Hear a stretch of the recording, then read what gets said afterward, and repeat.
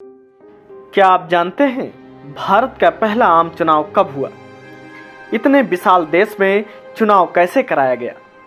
देश के सामने क्या क्या समस्याएं थीं?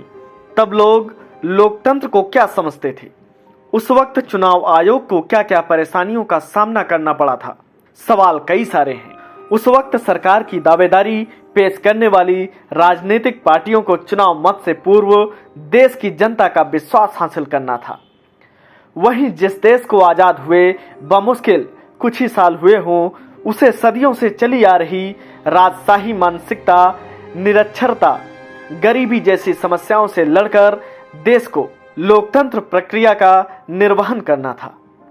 यह बात साल 1951 से 1952 की है, जब पहली बार आम चुनाव हो रहे थे।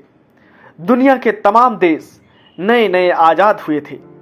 उन्हें अपने लिए एक व्यवस्था चुननी थी। हमने लोकतंत्र चुना। हम वो पहले देश थे जहां हर वयस्क स्त्री पुरुष को समान मताधिकार मिला, यानी एक नागरिक एक वोट। ऐसे में भारत का यह चुनाव कई मायनों में महत्वपूर्ण था। इस चुनाव से न सिर्फ एक देश की व्यवस्था बदलने जा रही थी और वह लोकतंत्र बन रहा था, बल्कि कई देशों में महिलाओं को वोट का अधिकार न देने वाली विचारधारा को भी खत्म कर रहा था।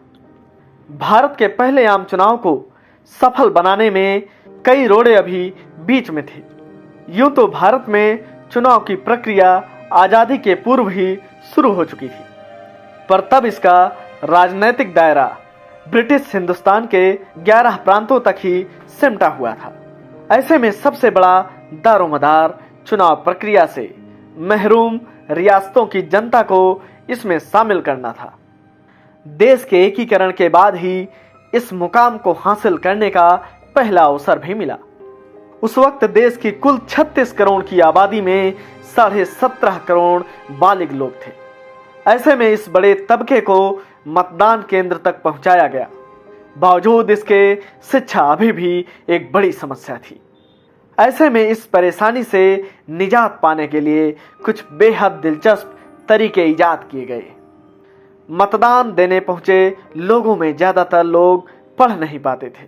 ऐसे में वोट के दौरान पार्टी नाम की जगह चुनाव चिन्ह का इस्तेमाल किया गया और लोगों की आसानी के लिए पोलिंग बूथ पर हर पार्टी के चुनाव चिन्ह वाला बैलेट बॉक्स रखा गया।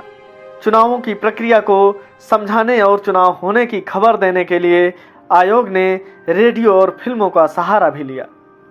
लोकतंत्र बनाए रखने के लिए किसी भी समाज का शिक्षित होना बहुत जरूरी है। एक शिक्षित समाज ही लोकतंत्र के महत्व को समझ सकता है, इसकी परंपरा का निर्वहन कर सकता है और आने वाले पीढ़ियों के हाथ में एक मजबूत लोकतंत्र की विरासत सौंप सकता है। अब्राहम लिंकन ने कहा था, लोकतंत्र जनता का, जनता के लिए, जनता द्वारा किया जाने वाला शासन है और हमने इसे साबित भी किया है।